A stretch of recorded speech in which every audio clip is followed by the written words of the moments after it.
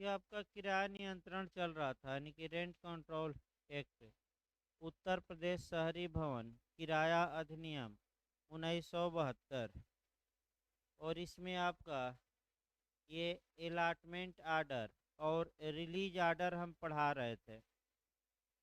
Allotment order और release order, इसमें हमने बताया था आपका, ये भी क्वेश्चन आपका बनता है मेंस में कि अलाटमेंट आर्डर क्या होता है, प्रदेशन आदेश क्या होता है, ये किसके फेवर में दिया जाता है, तो किराएदार के। कौन देता है, जिला मजिस्ट्रेट, यानी कि आपका। और प्रदेशन आदेश की शर्तें क्या होंगी, शर्तें भी आपका पूछा जाता है। तो सेक्शन 16 में आपका रिक्त भवन का प्रदेशन और निर्मुक्ति। तो रिलीज आर्डर जो दिया जाता है वह मकान मालिक के फेवर में, और प्रदेशन आदेश किराएदार के, ये पहले याद रखिए। निर्मुक्ति का मतलब ये हुआ कि मकान मालिक आपका कह सकते हैं कि अपने लिए प्रयोग करेगा भवन का, अब वह भवन किराए पर नहीं उठाया जाएगा। और प्रदेशन आदेश का मतलब हमने बताया था कि मकान मालिक को आदेश दिया जाता है कि इस भवन या उसका भाग इस किराएदार को दे दिया जाए। अब ये आपका पूछा ये जाता है कि आपका माने निर्मुक्ति के लिए आधार क्या है, यानी कि किन आधारों पर मकान मालिक के पक्ष में रिलीज आर्डर जारी किया जाता है। तो वे आधार क्लाज 2 में दिए गए हैं, यानी कि धारा 16 के क्लाज 2 में। देखिए बैरक की भाषा, इसको हम अलग अलग करके लिखवाएंगे, आपका लंबा ये आपका खंड है। तो उपधारावन के खंड ख के अधीन कोई निर्मुक्ति आदेश तब तक न दिया जाएगा जब तक कि जिला मजिस्ट्रेट का यह समाधान न हो जाए। यानी कि इसका मतलब ये हुआ कि पूछे कि मकानदार के पक्ष में निर्मुक्ति आदेश किस आधार पर दिए जाते हैं, तो वे आधार प्लाट 2 में दिए गए हैं। देखिए एक आधार क्या है। पहला आधार ये है कि भवन या उसके किसी भाग अथवा उससे संबंधित किसी भूमि की या तो वर्तमान रूप में उसे आवश्यकता है या मकान मालिक को आवश्यकता है गिराए जाने और नव निर्माण के पश्चात, यानी कि गिराकर मकान मालिक नया निर्माण करेगा और अपने रहेगा या अपने परिवार के किसी सदस्य को रखेगा। या अगला आधार है कि हम किसी व्यक्ति के लाभ के लिए यह भवन धारण करते हैं और उसके लाभ के लिए कब्जा आवश्यक है। अगला जो आधार है कि आवासिक प्रयोजनों के लिए हम प्रयोग करेंगे। अगला आधार है कि किसी वृत्ति, व्यापार या आजीविका के उद्देश्य के लिए हम करेंगे। अगला आधार ये है कि मकान मालिक ये कह सकता है कि मैं किसी सार्वजनिक पूर्त न्यास का न्यासी हूँ और न्यास के उद्देश्यों की पूर्ति के लिए कब्जे की आवश्यकता है। या अगला आधार ये है कि मकान जीर्णावस्था में है, यानी कि जर्जर हो गया है और उसको गिराकर नव निर्माण किया जाएगा। या अगला आधार ये है कि आपका हम मकान को गिराएंगे आपका प्लाट में बांटकर और आपका बेचेंगे, चाहे मकान बनाकर या केवल जमीन। तो इन आधारों पर मकान मालिक यानी कि लैंडलॉर्ड डीएम के यहाँ एप्लीकेशन दे सकता है कि आप हमारे पक्ष में मकान को रिलीज करिए, यानी कि निर्मुक्त करिए। ये आधार इसको अलग अलग हम लिखवाते समय लिखवाएंगे। 7-8 आधार, 6-7 आधार जो दिए गए हैं, इसको अलग अलग क्या किया जाता है, तोड़ लिया जाता है। वैसे आधार एक ही में दिया है बेरक में, लेकिन उसको लिखते समय हम क्या करेंगे, अलग अलग। आइए आपका खंड 3, प्रदेशन आदेश में यह निर्दिष्ट किया जाएगा कि इसका मतलब ये हुआ कि प्रदेशन आदेश जब किराएदार के फेवर में दिया जाएगा तो उसके उसकी अंतर्वस्तु क्या होगी, यानी कि उसमें क्या क्या बातें लिखी जाएंगी। तो आपका कह सकते हैं भवन का प्रयोग किराएदार द्वारा आपका आवास के लिए किया जाएगा, यानी कि आवासिक के लिए किया जाएगा कि अनावासिक के लिए, ये स्पष्ट आपका अलाटमेंट आर्डर में लिखा जाएगा। यानी कि तुम रहोगे कि तुम आपका मने इसको आपका अनावासिक के लिए प्रयोग करोगे। दूसरा ये है कि अगर वह अनावासिक के लिए प्रयोग करता है, यानी कि सामान रखने या व्यापार करने, तो भागीदार कारोबार के स्वामी कौन कौन होंगे उनका नाम लिखा जाएगा और उनके भागीदारों का नाम, यानी कि अगर कारोबार पार्टनरशिप में चलता है तो कौन कौन भागीदार है, जो किराए जिनको किराए पर मकान दिया जा रहा है रहने के लिए नहीं बल्कि किसके लिए, व्यवसाय चलाने, उन भागीदारों का नाम लिखा जाएगा कि नहीं लिखा जाएगा। तीसरा है वह दिनांक जो आदेश के दिनांक से 7 दिन के पहले का न होगा जब तक मकानदार प्रवेश गृहता को कब्जा दे देगा, यानी कि जब आदेश दिया जाएगा तो ये लिखा जाएगा कि अगले 7 दिन के अंदर मकान मालिक ऐसे अलाटमेंट आर्डर वाले व्यक्ति को, यानी कि ऐसे किराएदार को मकान का क्या दे दे, कब्जा। कितने दिनों के अंदर, 7 दिन। और अन्य ब्यौरे जो विहित किए जाएं। इसके बाद क्लास 4 देखिए, यदि प्रवेशन गृहता या मकानदार यथा स्थिति उसे प्रदिष्ट या उसके पक्ष में निर्मुक्त किसी भवन या उसके किसी भाग का कब्जा न पा सके तो वह क्या कर सकता है, तो जिला मजिस्ट्रेट के यहाँ आवेदन दे सकता है और जिला मजिस्ट्रेट बल का प्रयोग करके कब्जा दिलवा सकते हैं। इसका मतलब ये हुआ कि आपका अगर किराएदार को एलाट कर दिया गया मकान और मकान मालिक किराएदार को कब्जा ही नहीं दे रहा है तो किराएदार डीएम के यहाँ एप्लीकेशन दे सकता है और डीएम बल का प्रयोग करते हुए किराएदार को कब्जा दिलवाएंगे। दूसरा पॉइंट ये है कि अगर मकान मालिक के पक्ष में आपका मकान निर्मुक्त कर दिया गया है, छोड़ दिया गया है और किराएदार खाली ही नहीं करता, तो ऐसी दशा में भी मकान मालिक डीएम के यहाँ एप्लीकेशन दे सकता है कि इस मकान को खाली कराया जाए और मुझे कब्जा दिलवाया जाए।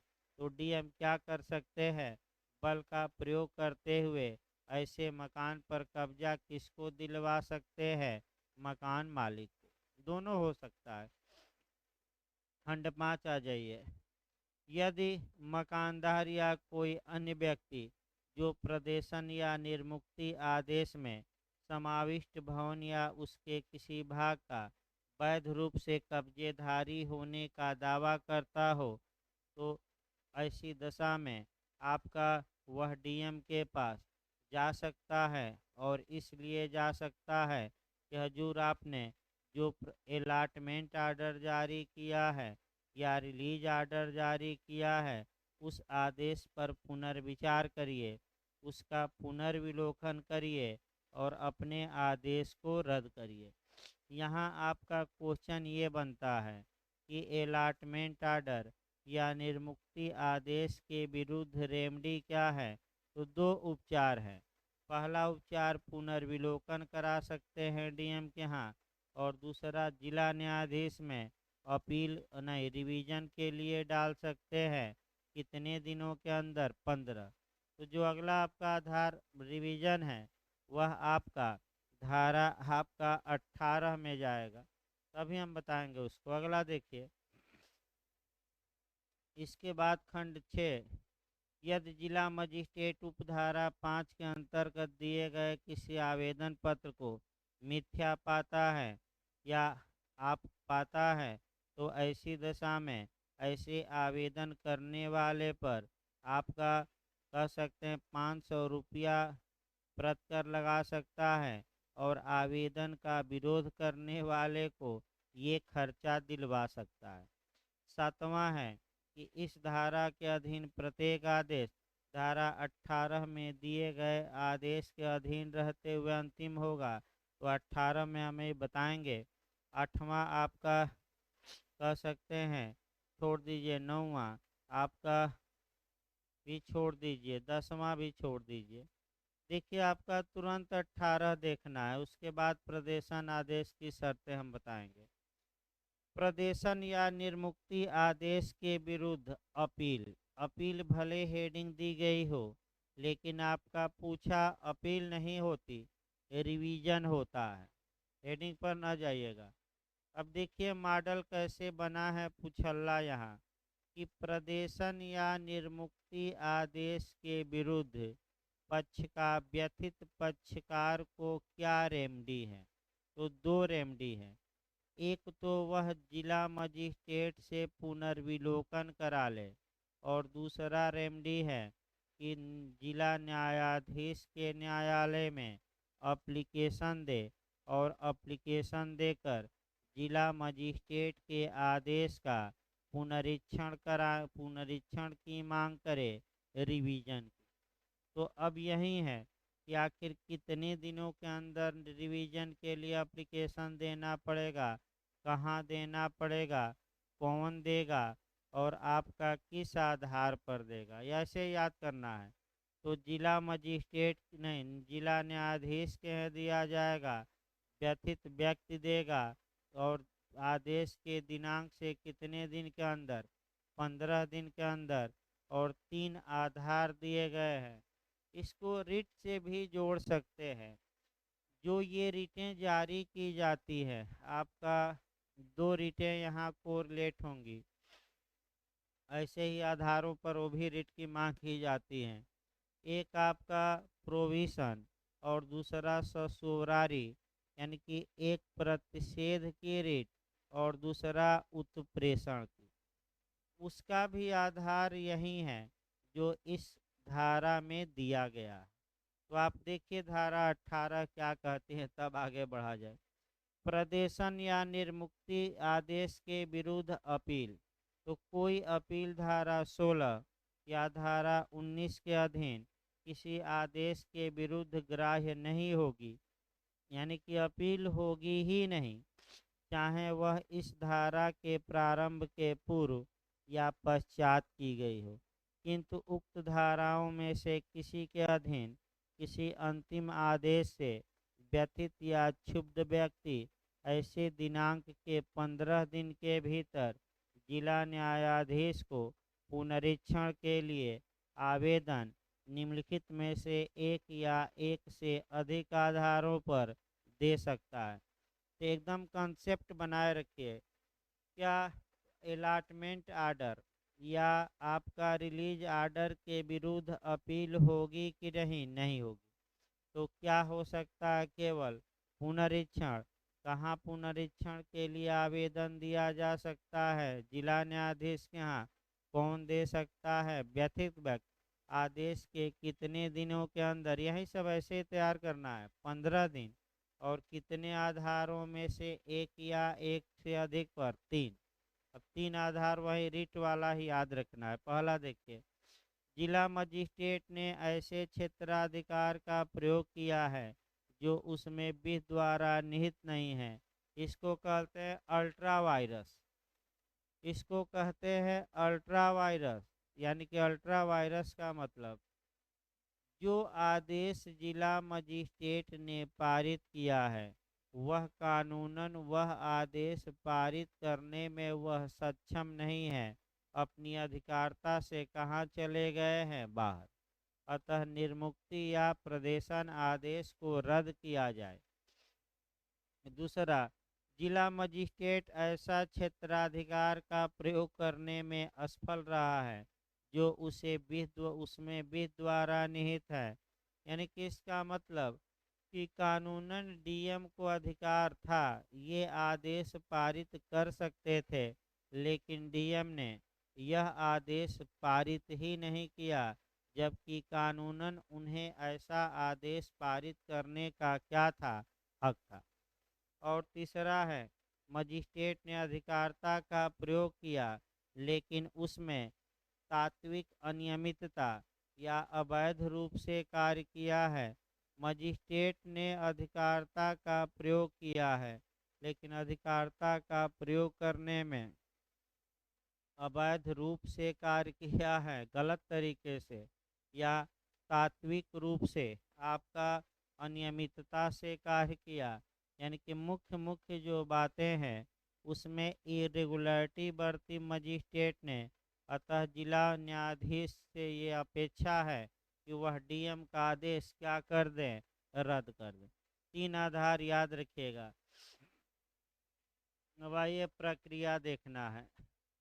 देखिए, पुनरीक्षित प्राधिकारी उपधारा 1 के अधीन दिए गए अंतिम आदेश की, यानी कि इसका मतलब ये हुआ कि जिला न्यायाधीश क्या क्या कर सकते हैं, अर्थात जिला न्यायाधीश को जब रिवीजन कर रहे हैं जिला न्यायाधीश, तो क्या क्या पावर उन्हें होगा। एक एक पावर को देखिए तो वही पावर हमेशा चलेगा। या तो आदेश को पुष्ट कर दें, यानी कि ये बता दें कि डीएम ने जो आदेश दिया था वह आदेश सही है, या आदेश को रद्द कर दें, या आदेश में कुछ परिवर्तन कर दें, या आदेश को रद्द कर दें और डीएम को रिमांड भेज दें। रिमांड यानी कि डीएम को पुनः मामला भेज दें और डीएम को कह दें मामला भेजकर कि डीएम साहब पुनः इस पर विचार करें और पुनः आपका कह सकते हैं कि अलॉटमेंट आर्डर या रिलीज आर्डर जारी करें। पुनर्विचार कहा जाता है, यानी कि डीएम साहब क्या करें। तो ये तो हमेशा आपका बस सामान्य बातें याद रखनी है कि जिला न्यायाधीश क्या कर सकता है, तो ऐसे याद करिए, पुष्टि कर सकता है, खंडन कर सकता है, उस आदेश में परिवर्तन कर सकता है, या रिमांड कर सकता है। यही याद रखना 4 बातें। इस प्रकार आपका कह सकते हैं कि ये भी समाप्त हो गया। अब एक क्वेश्चन आपका पुछल्ला जोड़ा जाता है कि प्रदेशन आदेश की शर्तें क्या हैं।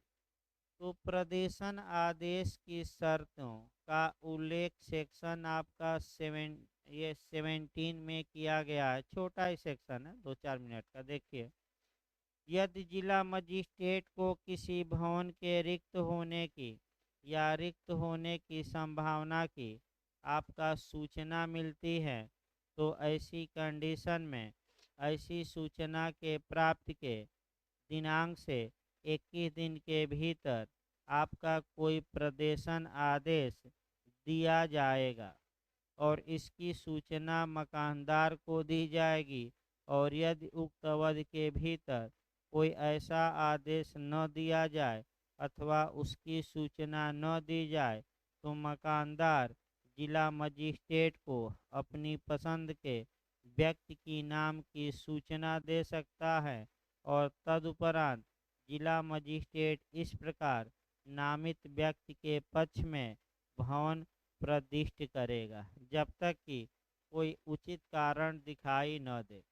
इसका मतलब ये हुआ कि जैसे ही जिला मजिस्ट्रेट को मिलती है सूचना कि ये भवन रिक्त हो गया है, तो रिक्त या संभावना है, तो कितने दिनों के अंदर डीएम साहब आपका अलॉटमेंट आर्डर जारी कर सकते हैं?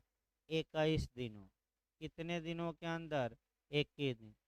दूसरा नियम आपको ये देखना है कि अगर 21 दिन के अंदर अलॉटमेंट आर्डर जारी नहीं हुआ, तो मकान मालिक भी एप्लीकेशन दे सकता है कि हजूर, हम किराएदार रखेंगे लेकिन अपने पसंद के रखेंगे। ये किराएदार हम इस व्यक्ति को रखना चाहते हैं और आप इसके पक्ष में ही अलॉटमेंट आर्डर क्या कर दीजिए, जारी। तो सामान्यतः मकान मालिक के मने जो मकान मालिक चाहता है वही होगा जब तक कि इसके विपरीत कारण मजिस्ट्रेट को दिखाई न दे। आपका ये भी याद रखिए। आपका 10 दिन वो सब नहीं देखना है आपका। आइए आगे देखा जाए। इसके बाद आपका जो पूछा जाता है, धारा 19 पूछा जाता है, री एंट्री। री एंट्री यानी कि पुनः प्रवेश। पहले देखिए धारा 19 में पुनः प्रवेश जो है आपका एक माने एक ही जगह नहीं बल्कि अन्य जगहों पर भी आपको मिलेगा। देखिए सतर्क आपको ये रहना है कि अगर किसी किराएदार को बेदखल कर दिया गया है और जिस उद्देश्य के आधार पर बेदखल किया गया है, अगर मकान मालिक उस उद्देश्य के लिए आपका उस मकान का प्रयोग नहीं करता तो किराएदार को विकल्प मिलेगा कि हजूर इन्होंने हमें यहाँ से हटाया और इसलिए और जिस कार्य के लिए हटाया वह कार्य तो इन्होंने किया ही नहीं, अतः मकान में हमें पुनः प्रवेश का क्या दिया जाए, अधिकार। ये आगे भी आपका एक धारा आएगी। यहाँ जो धारा 19 है ये थोड़ा भिन्न क्वेश्चन बनेगा। देखिए पॉइंट भी आपको पकड़ना है।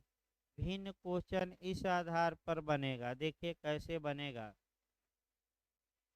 अगर जिन आधारों पर मकानदार ने अपने पक्ष में रिलीज आर्डर पारित करवा लिया है, अगर जिस आधार पर कराया है अगर वह आधार फर्जी निकला या वह कार्य मकानदार या लैंडलॉर्ड ने नहीं किया तो किराएदार को अधिकार होगा कि वह री एंट्री करने की मांग करे, पुनः प्रवेश की मांग करे।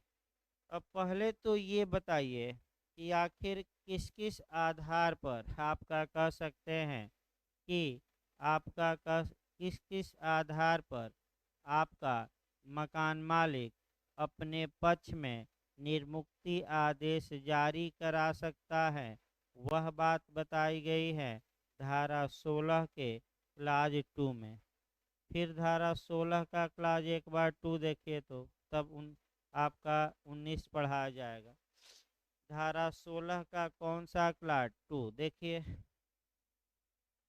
मकान मालिक के पक्ष में निर्मुक्ति आदेश तब तक नहीं दिया जाएगा जब तक कि डीएम साहब को ये विश्वास न हो जाए कि आपका मकान मालिक को उसके वर्तमान रूप में आवश्यकता है या गिराए जाने और नए मकान बनाने के लिए आवश्यकता है, परिवार बढ़ गया है, परिवार के लिए आवश्यकता है या दूसरे के लाभ के लिए मकान मालिक धारण करता है आपका वह मकान, उसके लाभ के लिए आवश्यकता है या आवासिक प्रयोजनों के लिए आवश्यकता है या वृत्त व्यापार या आजीविका के लिए है या मकान मालिक न्यासी हैं, न्यास के लिए आवश्यकता है या मकान का कुछ भाग जीर्ण शीर्ण है, गिराने की आवश्यकता है या नवनिर्माण की आवश्यकता है या मकान गिराया जाएगा, प्लाट में बांटा जाएगा और छोटे छोटे प्लाटों को क्या किया जाएगा, बेचा जाएगा। अगर मकान मालिक इन आधारों में से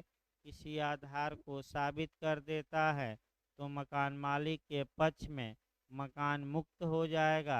यानी कि मकान मालिक के पक्ष में निर्मुक्त होना का मतलब अब किराए पर डीएम साहब उस मकान को उठाएंगे नहीं। इसका मतलब निर्मुक्त का मतलब कि मकान मालिक के फेवर में अब क्या किया जाएगा, छोड़ दिया जाएगा। अब समस्या ये आई कि मकान मालिक ने इन आधारों पर अपने फेवर में निर्मुक्ति आदेश जारी करा लिया और ये कार्य मकान मालिक किए ही नहीं, तब क्या होगा। तो किराएदार को री एंट्री पुनः प्रवेश का अधिकार होगा।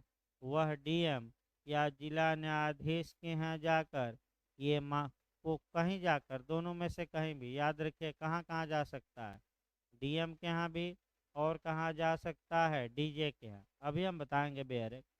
दोनों में से कहीं भी जाकर एप्लीकेशन देकर मांग कर सकता है कि जिस आधार पर मकान मालिक ने हमें हटाया और अपने फेवर में क्या पा लिया है, निर्मुक्ति आदेश, उन कार्यों को मकान मालिक ने किया ही नहीं, अतः मुझे मकान पर पुनः किराएदारी मेरी स्थापित की जाए, पुनः मुझे कब्जा क्या दिया जाए, दिलवाया जाए।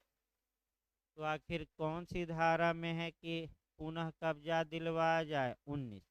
अब देखिए, जो हमने आधार बताए हैं वहीं आधार 19 में भी चलेंगे। अब आपका वहीं एक एक करके देखना है। एक एक करके देखिए कहाँ एप्लीकेशन एजीएस के लिए भी काफ़ी महत्वपूर्ण है, वहाँ भी पूछा जाता है। और आपका मेंस में भी री एंट्री। देखिए फिर एक बार सतर्क रहिए, यहाँ किराएदार को बेदखल नहीं किया गया है। अगर आपका ये देख कि किराएदार को बेदखल कर दिया गया है और तब री एंट्री, उसके लिए अलग धारा काम करेगी। यहाँ मकान मालिक के पक्ष में क्या जारी हुआ था? निर्मुक्ति आदेश। और जिस आधार पर निर्मुक्ति आदेश जारी हुआ था, आपका उन कार्यों को मकान मालिक ने किया ही नहीं, तब किराएदार मांग कर सकता है कि हमें पुनः हमारी किराएदारी क्या की जाए? बहाल। बहाल कहिए, या हमें पुनः किराए पर ये मकान क्या किया जाए? दिया जाए। इतना सब पढ़ रहे हैं, अगर ये नियम लागू हो जाए तो सोचिए क्या होगा। तो ये बस आपका कानून है, हाथी का दांत है दिखाने वाला, जबकि समाज में बहुत कम ही इसका क्या होता है? पालन। प्रयागराज में ही पालन होने लगे तो सोचिए क्या होगा आपका। वो तो विवाद उत्पन्न हो जाता है, तब कुछ पालन भले हो जाए, ऐसे कोई पालन नहीं होता। तो आप कानून पढ़ रहे हैं लेकिन उसका पालन ही कहाँ होता है। देखिए धारा 19 बहुत महत्वपूर्ण है आपका। देखिए वहीं आधारित क्या चलेगा। यदि कोई भवन या उसका भाग धारा 16 के अधीन या धारा 18 के अधीन पुनरीक्षण पर मकानदार के पक्ष में इस आधार पर निर्मुक्त किया जाए, तो वहीं जो धारा 16 के क्लाज 2 में आधार थे, फिर वहीं आधार हम भी बता रहे हैं दोबारा। किस आधार पर? कि मकान मालिक को उसकी आवश्यकता है, उसके परिवार के किसी सदस्य के लिए आवश्यकता है आपका, या जिसके लाभार्थ वह धारक है उसके लिए आवश्यकता है, न्यास के प्रयोजनों के लिए आवश्यकता है, मकान गिराया जाएगा, नवनिर्माण होगा, आपका कह सकते हैं। तो ऐसी कंडीशन में आपका मकान मालिक ने आपका डीएम से आपका आवेदन दिया, और आवेदन देकर कह सकते हैं कि ये आदेश पास। हाँ, एक और आपका बचा है कि आपका मने प्लाट मने कह सकते हैं कि हम इस मकान को गिराएंगे, गिराकर प्लाट में बांटेंगे और बांटकर प्लाट वाइज क्या करेंगे? बेचेंगे। तो मकान मालिक ने इस आधार पर किराएदार से मकान खाली करा लिया और अपने फेवर में क्या जारी करा लिया? निर्मुक्ति आदेश। लेकिन ये सब किया ही नहीं, तो कितने दिन तक नहीं किया? वही समय आपको याद रखना। देखिए, हाँ, उसके पूरा होने के दिनांक से 1 मास के भीतर, या और जो डीएम आपका कह सकते हैं कि आपका समय बढ़ा दें, तो 1 मास के भी। हाँ,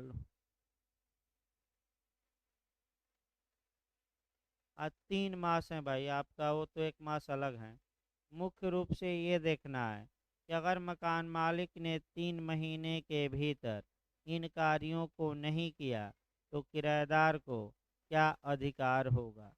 तो किराएदार आपका ये जिला मजिस्ट्रेट के यहाँ या जिला न्यायाधीश के यहाँ एप्लीकेशन दे सकता है, और एप्लीकेशन देकर ये मांग कर सकता है कि जो रिलीज आर्डर हैं रद्द किया जाए और इस मकान पर पुनः हमें क्या दिलवाया जाए? कब्जा। इसी को हम कहते हैं री एंट्री करना। इसी को हम क्या कहते हैं? Re entry. तो तत्पश्चात मकान माना जाएगा कि रिक्त है और इसको री एंट्री करा दी जाएगी, जो पहले क्या था? किराएदार। अब आइए आपका अध्याय 4 देखा जाए, यहाँ से भी काफ़ी क्वेश्चन बनता है। धारा 20 भी काफ़ी महत्वपूर्ण है और इधर आपका धारा 21 भी आपका, देखिए आपका सेक्शन जो आपका ये 20 है, यहाँ से आपका काफ़ी क्वेश्चन बनता है। यानी कि 2-3 धाराएं ऐसी हैं जो बड़ी बड़ी हैं, फिर आपका छोटी छोटी धाराएं आएंगी, मकान मालिक किराएदार सुख सुविधा इत्यादि। लेकिन ये 2 धाराएं याद करना पड़ेगा आपको। देखिए आपका धारा 20 में क्या है, 21 में क्या है। पहले सेक्शन 20 देखिए, बहुत अच्छी धारा है, लगातार क्वेश्चन बनता है एचजेएस प्री में भी और आपका मेंस में भी। देखिए क्या कहते हैं, सिवाय निर्दिष्ट कारणों के किराएदार का बेदखल करने के लिए वाद पर रोक। देखिए आपका हेडिंग क्या है,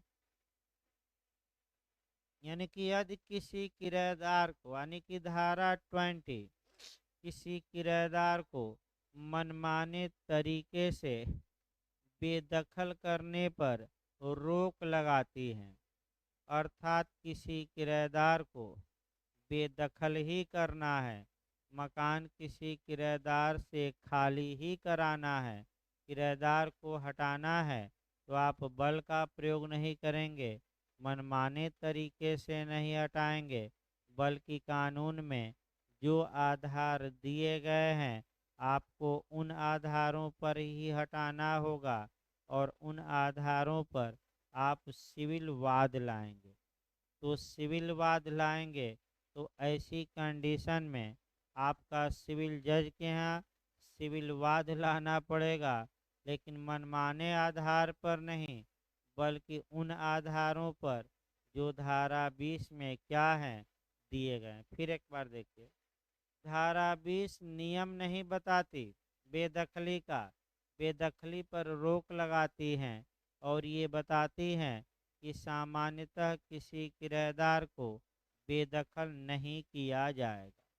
लेकिन धारा 20 में कुछ ऐसे आधार भी बताए गए हैं जिन आधारों पर किसी किराएदार को से मकान खाली कराने के लिए, अर्थात उसे मकान से बेदखल करने के लिए आप मुकदमा ला सकते हैं। तो वह कहाँ लाएंगे मुकदमा, सिविल न्यायालय में लाएंगे।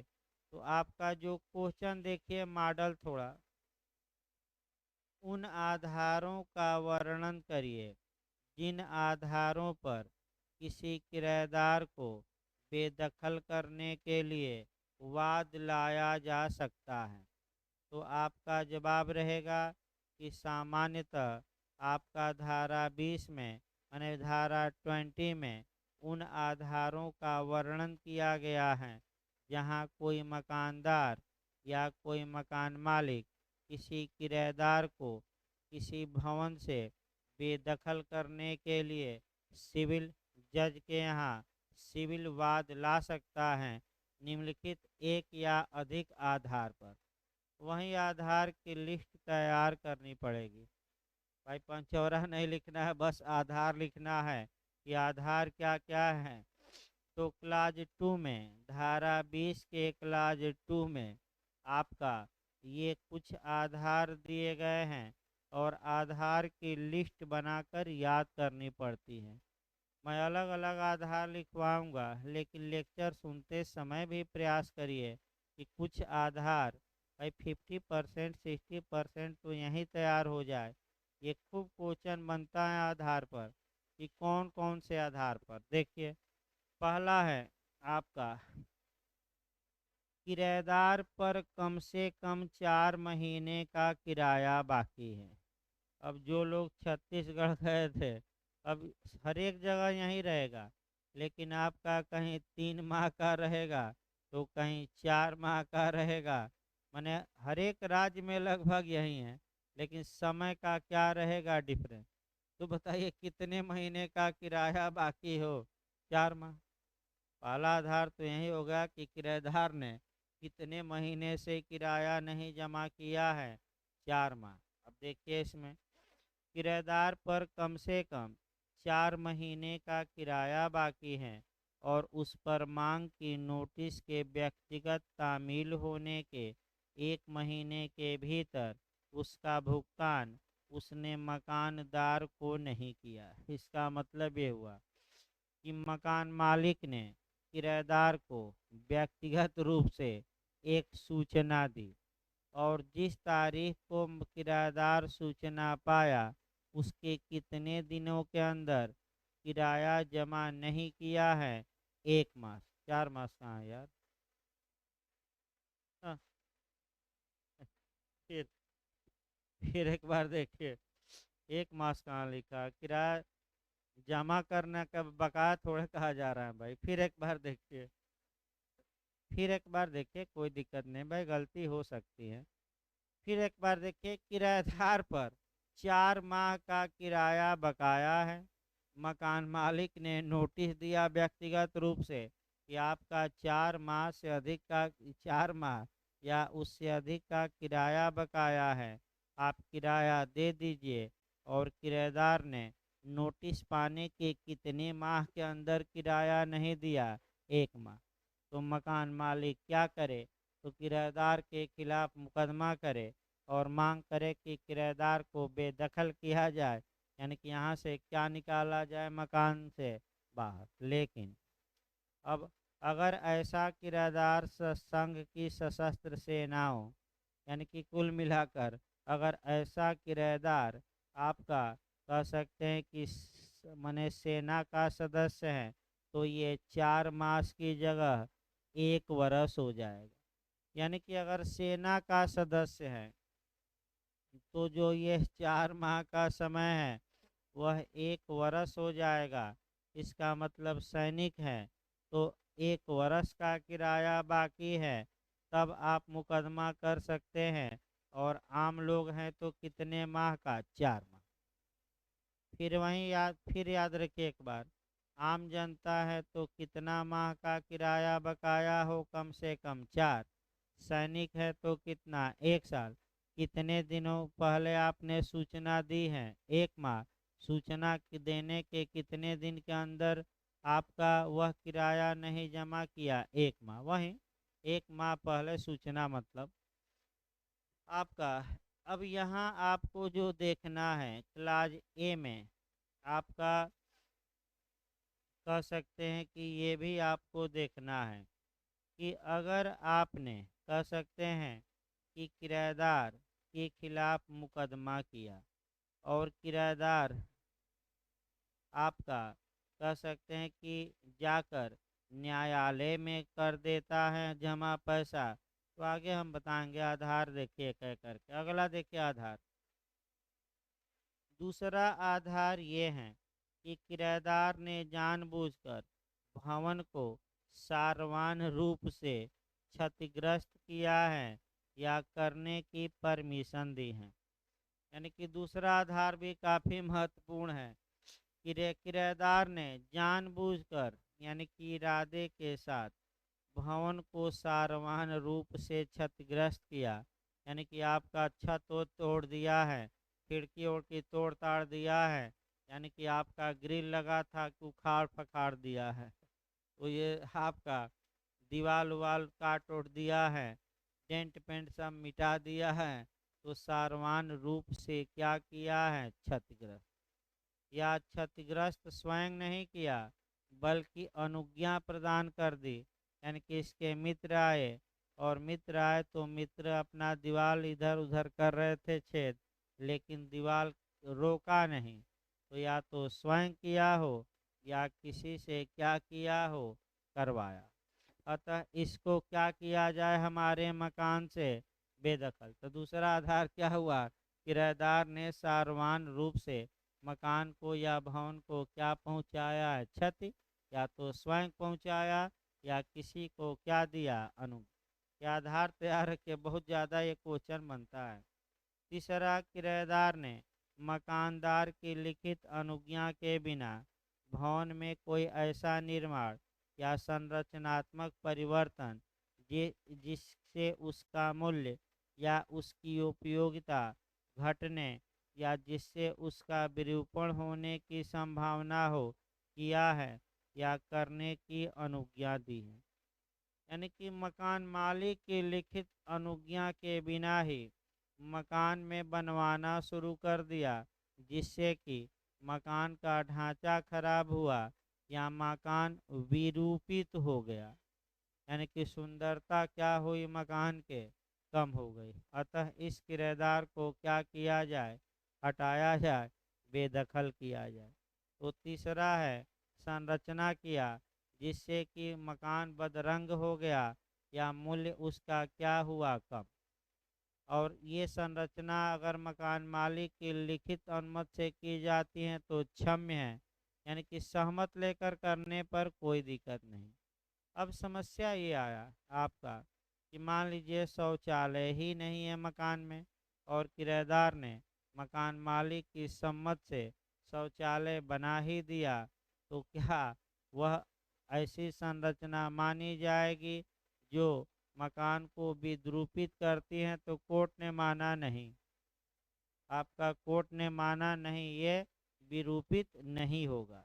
अगला देखिए, चौथा आधार, किराएदार ने मकानदार की लिखित सहमत के बिना उसका प्रयोग उस उद्देश्य से जिसके लिए उसे भवन किराए पर दिया गया था भिन्न प्रयोजन के लिए किया है या अन्य प्रकार से कोई ऐसा कार्य किया है जो ऐसे प्रयोग से असंगत है। इसका मतलब कि आवास के लिए भवन लिया और उसमें दुकान खोल लिया, यानी कि जिस उद्देश्य के लिए वह भवन लिया है उससे भिन्न कार्य करने लगा। तब हम जा सकते हैं कोर्ट में कि लिया था रहने के लिए और यहाँ तफरी मचाने लगा, यानी कि यहाँ क्या खोल दिया, दुकान। अतः इस किराएदार को क्या किया जाए, हटाया जाए। या दूसरा, या अवैध या अनैतिक प्रयोजन के लिए मकान का प्रयोग करने लगा और आपका यानी कि अवैध उद्देश्य, यानी कि गांजा, शराब, चरस, हीरोइन बेचने लगा किराएदार होके हमारे ही मकान में, या अनैतिक उद्देश्य के लिए यानी कि वेश्यावृत्ति इत्यादि का धंधा कराने लगा, अतः हजूर आपका और दोष सिद्ध भी हुआ। अतः ऐसी कंडीशन में इसको हमारे मकान से कहाँ निकाला जाए, बाहर।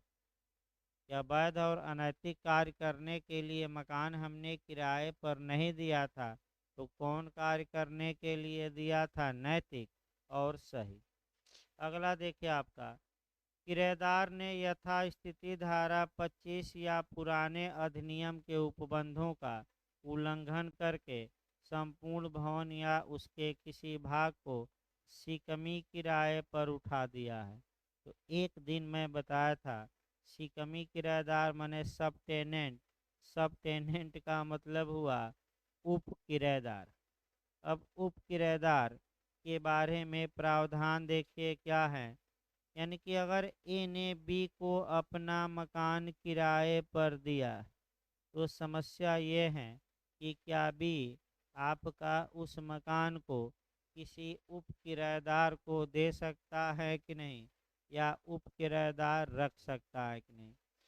इस बारे में प्रावधान आपका 25 में है, ध्यान से देखिए। एक उदाहरण भी याद रखिएगा, उदाहरण आपको ये देखना है कि ए ने अपना मकान बी को किराए पर दिया और ये जो बी था ये सिकमी किराए को दे सिकमी पर दे दिया, यानी कि अपना उप किराएदार एक रख लिया, कौन, तो उप किराएदार रखने पर प्रतिबंध लगाया गया है। सब टेनेंट पर प्रतिबंध है कि अब कैसे रख सकते हैं ये भी बताया गया। देखिए धारा 25 तुरंत आपको कवर करना पड़ेगा, 25 निकाल लीजिए। कोई भी किराएदार अपनी किराएदारी के अधीन संपूर्ण भवन को सिकमी किराए पर नहीं उठाएगा, यानी कि 5 रूम किराए पर लिया है तो क्या पांचों रूम उप किराएदार को दे सकता है कि नहीं, नहीं। अब समस्या है कि संपूर्ण भवन लिखा है तो 2 रूम दे दे तो कैसे देगा? तो आपका देखिए, किराएदार भवन का कोई भाग मकानदार तथा जिला मजिस्ट्रेट की लिखित अनुज्ञा से ही शिकमी किराए पर उठा सकता है। इसका मतलब ये हुआ कि मकान मालिक भी लिखित परमिशन दे दे कि तुम उप किराएदार क्या कर लो, रखो। और या नहीं लिखा है, बीच में और है, और यानी कि एंड, और कौन परमिशन दे दे? जिला मजिस्ट्रेट। यानी कि मकान मालिक तथा डीएम के लिखित आदेश से ही कोई किराएदार अपने किसी कब्जे में आए हुए भवन के पूरे भाग को नहीं, वो भी याद रखिए, पूरे भाग को उठा ही नहीं सकता, उसके कुछ भाग को क्या कर सकता है? उप किराए पर उठा सकता है। पूरे भाग को नहीं, कितने भाग का? कुछ भाग का। तो अगर मकान मालिक या तथा डीएम की लिखित सहमत के बगैर कोई किराएदार किसी माने पूरे भवन को या उसके किसी भाग को शिकमी किराए पर, उप किराए पर उठाता है, तो मकान मालिक को यह अधिकार है कि वह धारा 20 के तहत ऐसे किराएदार के खिलाफ वाद करके और किराएदार को क्या करा दें? बेदखल, बाहर निकलवा दें। अगला आधार देखिए आपका, फिर बैक हो जाइए। अगला आधार आपका धारा 20 का, किराएदार ने अपनी तत्प्रकारी हैसियत को नकार दिया है। अब देखिए क्या कर रहा है। तत्प्रकारी हैसियत यानी कि आपका बताइए, मालिक मालिक है, किराएदार किराएदार है, किराएदार को किराएदार की तरह रहना चाहिए, लेकिन अपनी किराएदारी की हैसियत को से इनकार कर रहा है। यानी कि कह दिया कि मैं किराएदार नहीं हूँ। तो मैं किराएदार नहीं हूँ तो क्या हूँ? तो क्या कहा जाता है? जो दबंग किराएदार रहते हैं यही तो कहते हैं कि मैं किराएदार नहीं, मैं ही क्या हूँ? मालिक। तो मालिक मुकदमा करें और कहें कि हजूर हमारा मकान और ये किराएदार क्या बन गया है? मालिक। इसे हमारे मकान से क्या किया जाए? बेदखल। भाई मुकदमा कर सकते हैं कि नहीं? कर सकते हैं। किराएदार हो किराएदार जैसे रहो। तो ऐसी दशा में अगला शब्द देखिए, या मकानदार के स्वत्व को अमान्य किया है। मकानदार के स्वत्व को अमान्य किया है, यानी कि ये कहा है कि ये मकान मालिक नहीं है, मकान मालिक कोई और है। यानी कि इसका मतलब दो बातें हुई, या तो अपनी किराएदारी हैसियत को त्याग दिया और कहा कि मैं किराएदार नहीं, मैं ही क्या हूँ? मकान मालिक। जो करना हो करो, यानी कि आसान भाषा में, जो उखाड़ना हो क्या करना? उखाड़ लेना। मैं क्या हूँ? मैं आपका मकान मालिक हूँ। दूसरा बात यह है कि मकान मालिक के हक को ही डिनाई कर रहा है।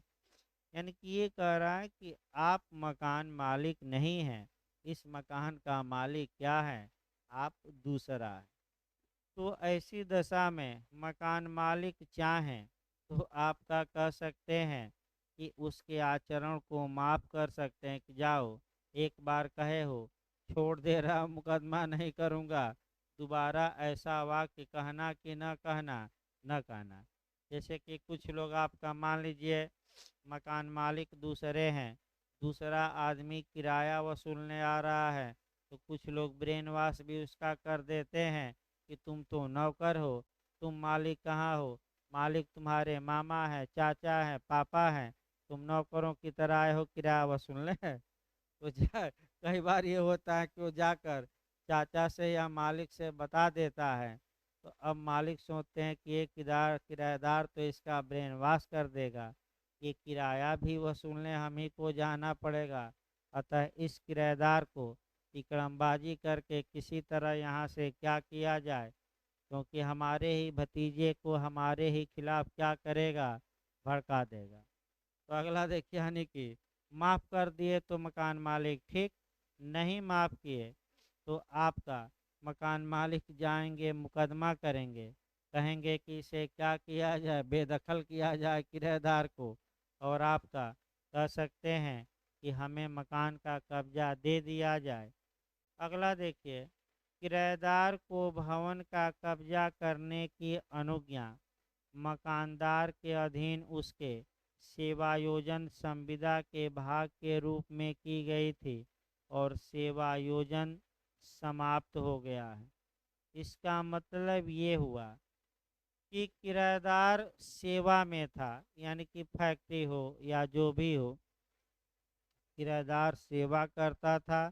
सेवा करने के कारण आपका उसे मकान दिया गया था किराए पर, और अब सेवा से हटा दिया गया है, तो इसका मकान अब किराएदारी से भी ये क्या हो जाए, हट जाए, क्योंकि सेवा से हटा दिया गया तो किराएदारी उसी आधार पर तो दी गई थी। अतः अब किराएदारी से भी क्या किया जाए, हटा दिया जाए। तो लास्ट में एक उदाहरण तब ब्रेक लिया जाए आपका, जैसे कि यूपी में काबा इस समय चल रहा है, तो आपका विपक्षी कह रहे हैं यूपी में अपराध बा, यूपी में फिल्मी स्टाइल बा, जबकि बाबा कह रहे हैं कि यूपी में बाबा बा। आपका यही तो चल रहा है, आपका यूपी में बाबा बा, और ये लोग कह रहे हैं कि यूपी में काबा। तो गाना गाने वाली जो नेहा सिंह राठौर हैं, रातों रात प्रसिद्ध लोग कर दिए। यही आपका होता है कि जो व्यक्ति एक बार विवाद में फंस चला गया, वो रातों रात आगे बढ़ जाता है, और जो शांति से बैठा रहता है वह बैठा ही रह जाता है। जैसे खान सर हैं, बस एक विवाद हुआ कि ये किस धर्म के हैं, लगा सोशल मीडिया पर ट्रेंड करने कि खान सर इस धर्म के हैं, इस धर्म के हैं। आपका कभी कुछ कहते थे, कभी कुछ कहते थे, और आपका इजराइल और सऊदी जो अमीर आपका फिलिस्तीन के विवाद में इजराइल का समर्थन कर दिए, तो विवाद में आ गए तो अचानक क्या हो गए, करोड़ों फॉलोअर हो गए आपका। तो जैसे कि नेहा सिंह आ गई विवाद में, तो तुरंत आपका देखिए इनके फॉलोअर बढ़ गए और समर्थक भी बढ़ गए, विरोधी भी। तो जो व्यक्ति एक बार डिस्प्यूट में आ जाता है वो चर्चा का, चूंकि विधानसभा में भी चर्चा हो गई, आपका अखिलेश ने भी चर्चा कर दिया, योगी जी ने भी कर दिया, यूपी में का बा तो यूपी में बाबा बा, तो आपका इसलिए ये भी क्या हो गई, चर्चित हो गई। और देखिए सेवा आयोजन हम बता रहे थे, मुख्य हमें ये आना, वो तो उदाहरण बताया गया कि इनके पति काम करते थे आपका कोचिंग में, तो कोचिंग वालों ने कहा कि अब जाइए बाहर। तो अगर कोचिंग वालों ने इस आधार पर इनको किराए पर बिल्डिंग दी होगी कि आप कोचिंग में काम करते हैं, तो जैसे ही कोचिंग से बाहर आपको किया गया, किराएदारी से भी क्या जाना पड़ेगा, बाहर, क्योंकि सेवा योजन के कारण ही आपको क्या दिया गया था, किराएदारी, और काम तमाम, यानी कि आपकी सर्विस समाप्त। तो आपका कह सकते हैं कि किराएदारी भी क्या होगी, समाप्त। देखिए सरकार सक्षम होती है, सरकार दबंग होती है, आपका इसमें कोई शक नहीं है, और सरकार के इशारे पर तमाम कोचिंग संस्थाएं 1 मिनट में क्या कर दी, नोटिस जारी करके बाहर। ये बहुत बोल रही है, ये अंदर खाने सब होता है, खुलेआम थोड़े कोई कहेगा, ये अंदर से होता है, खुलेआम नहीं।